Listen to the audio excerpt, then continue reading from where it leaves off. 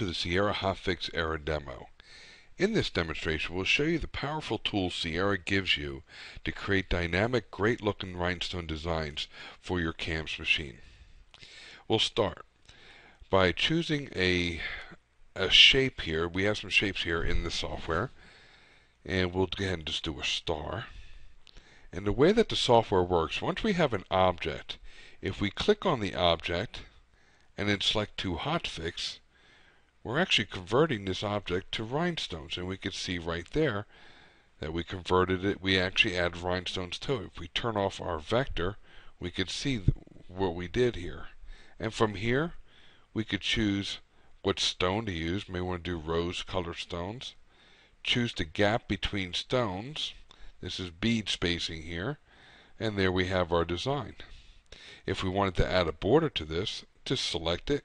Up here on the menu bar, we have border. We can add a border simply by clicking on an option to do so, and then choosing the size stone, and then adjusting gap for the border. That's simple. The design is now done, and we can actually send this to the machine. Let's try something else now. We'll bring that vector in, and this time what we'll do, we'll make this a multiple colored object. Right now we only have one color. What we can do is actually bring a guideline down, and we'll set our guideline here, and we'll bring another guideline down here. And what I'm using these for is a guideline at which I could separate or segment my artwork. For instance, my artwork is here. Up here on the toolbar, I do have split text. If I click on split text and I start from one side of the object and I go to the other side, what I do is actually divide that design in half, just like that, in segments. We'll go ahead and do it again, and we'll go right across this guideline. The guideline is just a mark for me to segment my designs. Now I have a three-color design. So let's say, for instance, we want to make this a white, and may want to do this one blue.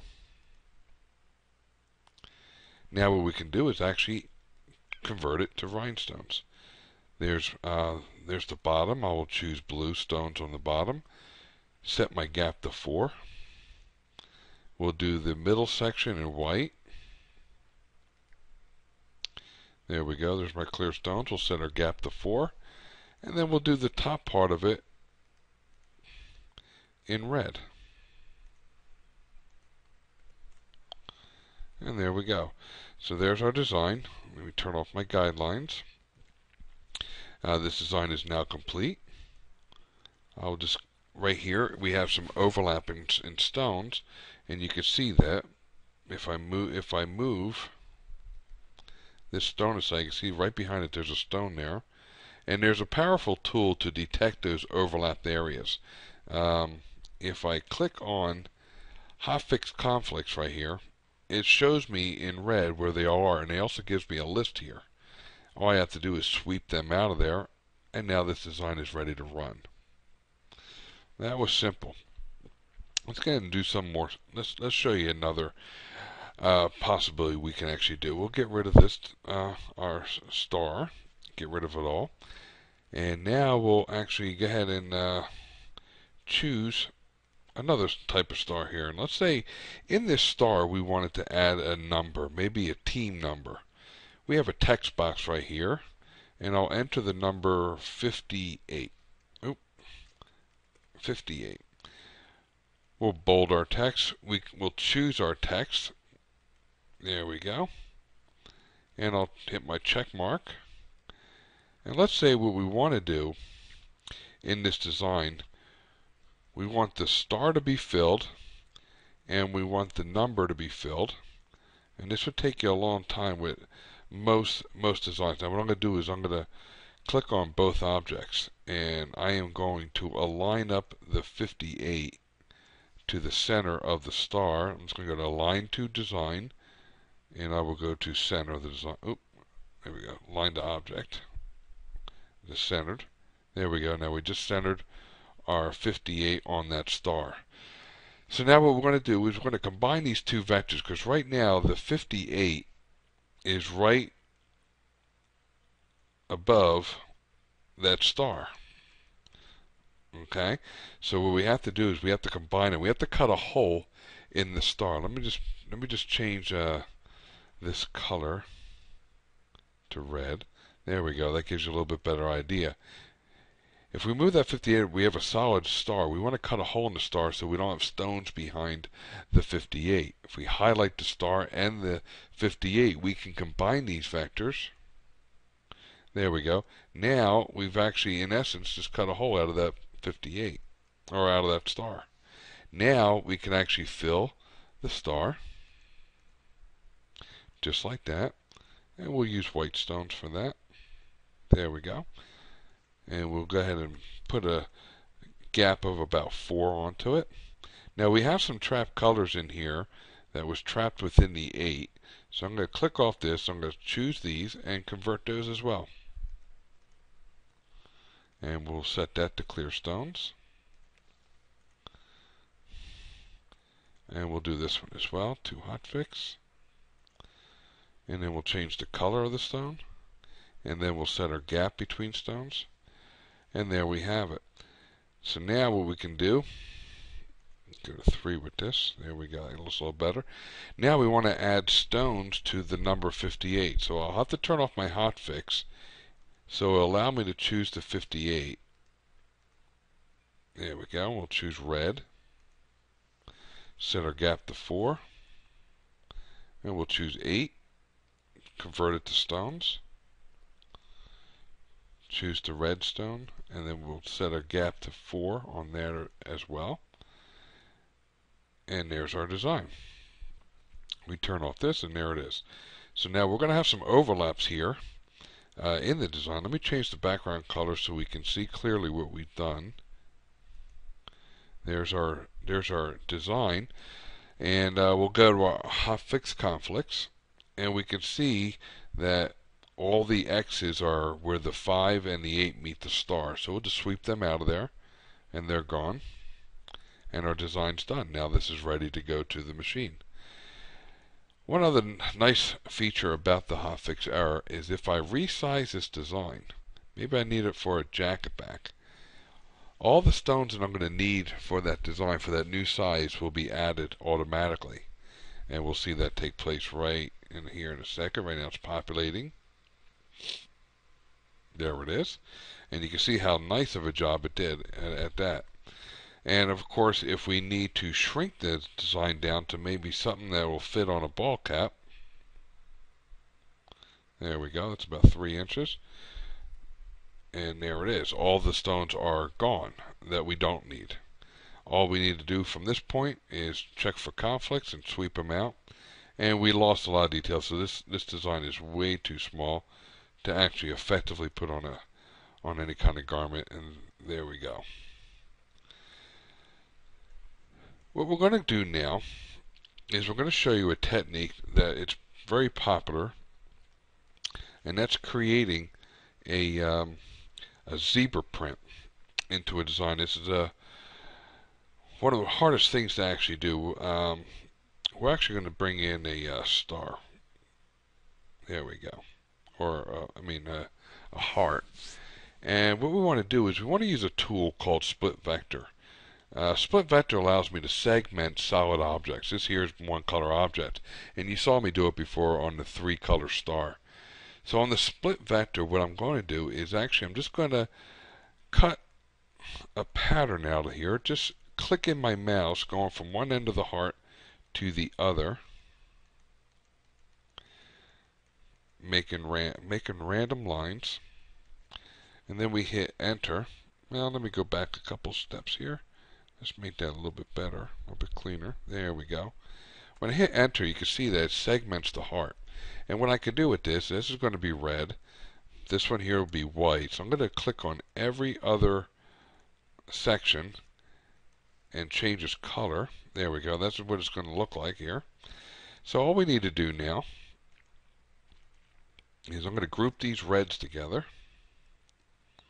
And then I'm going to group the whites together. I'm just holding my control button and hitting group. And now we will convert this to rhinestones. There we go. And then we'll click on the individual sections of stones. We'll set the color that we want, the spacing between stones that we want. There we go, just changing the black. Now it chose black because black was the last color I manually inserted into the design. So that's why it chose that. Choose the gap. And now the yellow, no, I mean the red is done. Now I'll turn off HotFix so I can choose my whites. And again, we'll just go ahead and choose the clear stone. 4. Choose this section. And we'll turn on the HotFix again. And we'll just finish up converting the black to white stones. And then the last section is this. And there we go, our design's done. Now we'll look for our overlap stones and we'll sweep them out of there. And we'll put a background color just to see what we did. And there we go. Turn off the vector and there's our rhinestone design. Already completed. That's a nice little pattern design. You could do the same thing black and white. Cheerleaders love this type of look, and you could do this with text as well. Now in doing text, let's get rid of our object here. We have several different ways of doing text. First of all, artistic text. Let's say we want to do something of maybe we want to do a multiple color USA for the 4th of July. We'll choose our font. And I'll use something rather bold. Now all these fonts that are here in this list are true type fonts. They're fonts that are stored on my computer's hard drive in the C drive into a folder called fonts. And there's a lot of different websites you can go to grab any kind of font that you want, and a lot of websites are actually free. You can actually get them from DA Font, freefont.com. And let me just find a pretty decent font here. Yeah, it looks pretty good. This one here. Bubblegum. Okay. So now we're going to set our size. We're going to do a 4-inch font here. There we go.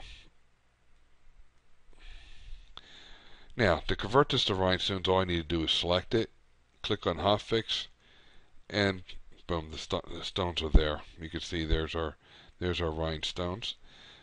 Just choose the gap between stones. Choose the color of stones you wish to use. Now this one here, I'm actually going to do a different fill pattern on the S. I'm going to click on this one here, this flexible fill. And you can see what it does. It actually places like my stones on a grid. But what I'm going to do is I'm going to draw a stitch direction line through it. A wavy pattern, and hit enter, and my stones follow that shape that I just drew. If I can grab these nodes and manipulate them, and my object, the way the fill of stones changes right before my eyes. There we go. This one here, I'm going to do a different fill pattern. I'm actually going to do a variable density hotfix, which is basically places stones in a scatter type of format. And there's two different settings. I have radial, which this is the radial look to it, and I could do this, which makes it look like I have like a soda pop going on there. There we go. And then what we'll do is we'll border this one.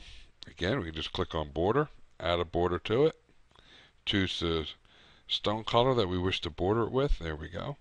We'll border this one here with a blue one, a blue SS10 stone. And then we'll border this one here with a red one. And we'll choose the red stone. There we go. And there's our design. At any given time, we could change this up. If I wanted to make this one, you know, the same as the U, there it is. I could do the same thing for this one. Just change the fill pattern to the radial, set my gap to 4, and there we have it. Any text that is done in the artwork text function will only lay on a baseline.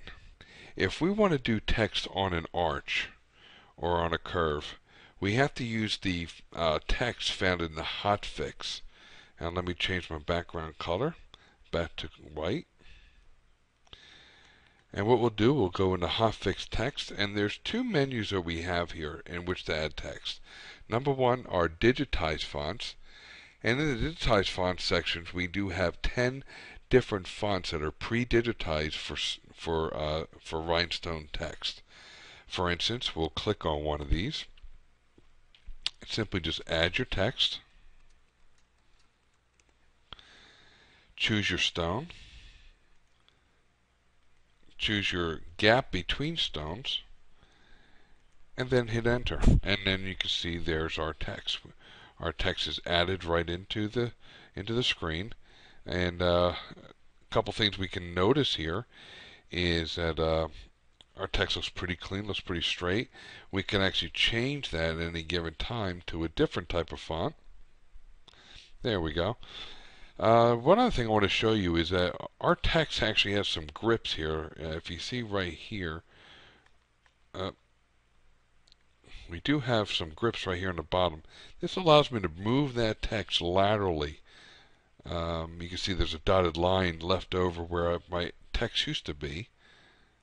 And we also have a grip here which we can move our text up and down. And this grip right here will allow me to resize that text. Make it a little more dynamic. We can edit our text by double clicking on an object and sliding this one in. There we go. We just cleaned up that. And if you wanted to add more dimension, you could just change things around just like this. Maybe we want to put that C right inside of here. And do whatever you want. We'll choose a different text here. We'll choose the Swiss again.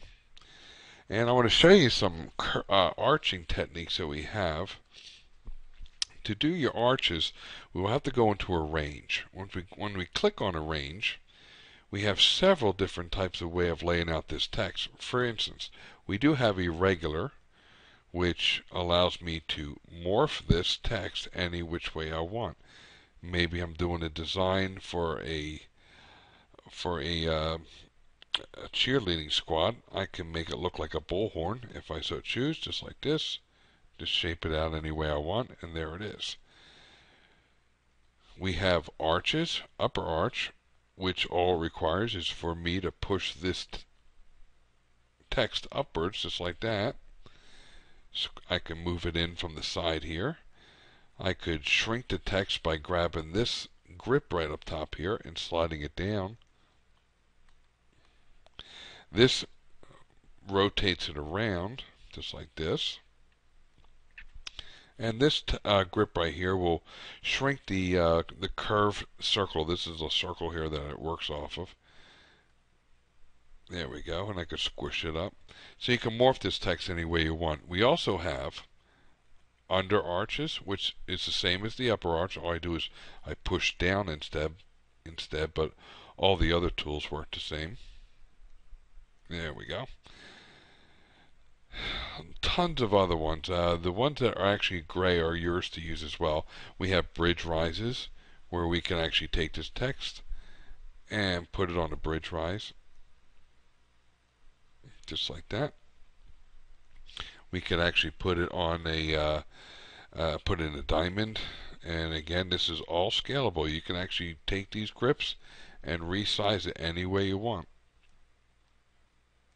Fully customizable by you. And then we have chevron. We can put it in a V. We can actually put it in a banner. We have tons and tons and tons and tons of different ways of enveloping. We even have this hand. It's actually called the follow hand match. And what it requires me to do is grab one of the grips, and my letters will start moving about just like this. Grab this one here, and there we go. This one here, I could push this one up,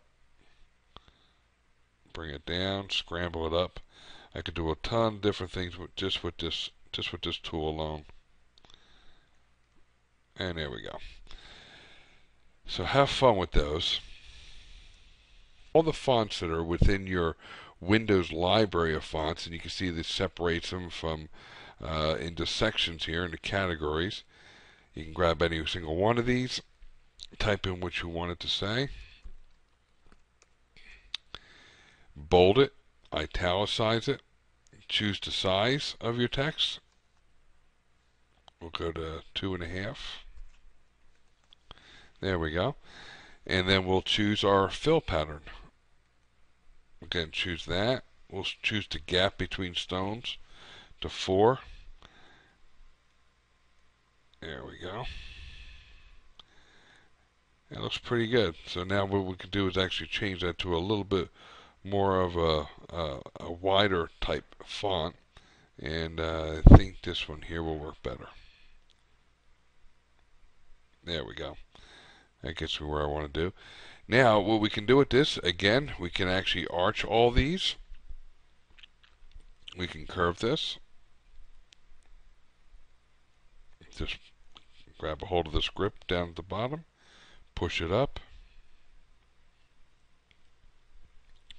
bring it together, and set it. Well, this concludes our demonstration of the Sierra HotFix software. Hope you enjoyed it. We look forward to talking to you in the future.